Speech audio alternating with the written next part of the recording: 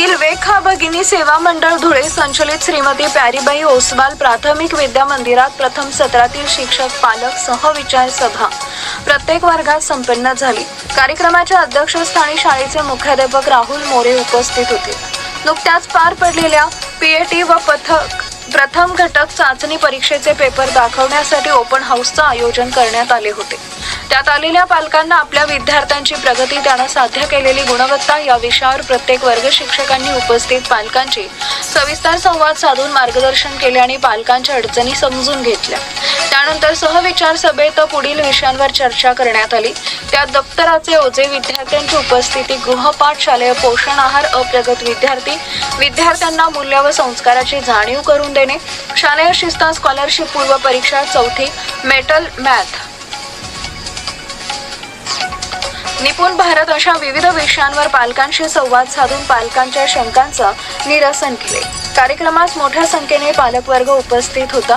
Open house प्रत्येक वर्गात अतिशय उत्साहात व अतिशय आनंदात उत्साही वातावरणात पार पडला।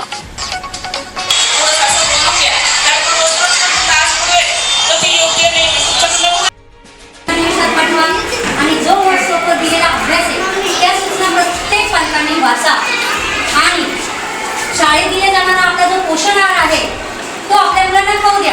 कारण की का तो पोषण आहार दिल्याने आपल्या मुलांची बुद्धी शक्ती वाढणार आहे। सकस अन्न खाल्ले जाते त्याच्याने।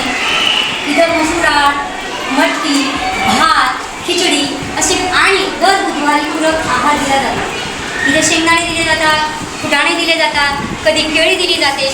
याच्याने आपल्या मुलांची शारीरिक बौद्धिक वाढ होते। म्हणून आणि तो पोषण आहार घेताना सर्वांनी आपल्या घरूनच एक छोटीशी स्वच्छ दाटली आणि चमचा पालकांनी द्यायचा आहे। तुम्ही पालकांनी आम्हाला सहकार्य करावे अशीच आमच्या प्रत्येक शिक्षकांची अपेक्षा। थोडंसं असं बोलून घ्या, कारण रोज क्लास बुडवेल तर ते योग्य नाही। तुमच्याकडनं होईल का ते घरी आणि त्या मुलाकडनं पण होईल का ते, एवढंच माझं बोलणं आहे। नियमित शाळेत पाठवायचं आणि अप्रगत विद्यार्थी, मी आता नावं देणार आहे त्या अप्रगत विद्यार्थी म्हणजे ज्या मुलांना अजूनपर्यंत काहींना बाराखडीची ओळख झालेली नाही। कारण आपला मुलगा चौथी देऊन गेलेला आहे तरी पालकांना नाही माहिती की माझ्या मुलाला वाचून येतं की नाही येत। कारण तुमचीच मला रिप्लाय दिलेला आहे तुम्ही मला पण नाही ठेवलं। त्यांना काहीतरी नक्कीच खाऊ असेल, त्यांना खायला देते, पण मग मॅडमांनी मॅगी आणि पास्ता नाही सांगितलंय, बाहेरच्या चुना नाही सांगितलंय, पाकिट तर चुकूनही नसतं कोणाचं दप्तरात।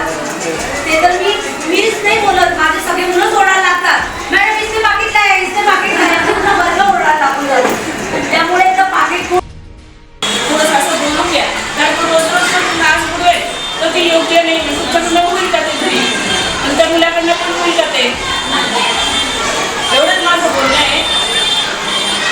नियमित शाळेत पाठवायचं आणि अप्रगत विद्यार्थी, मी आता नावं देणार आहे त्या अप्रगत विद्यार्थी म्हणजे ज्या मुलांना अजूनपर्यंत काहींना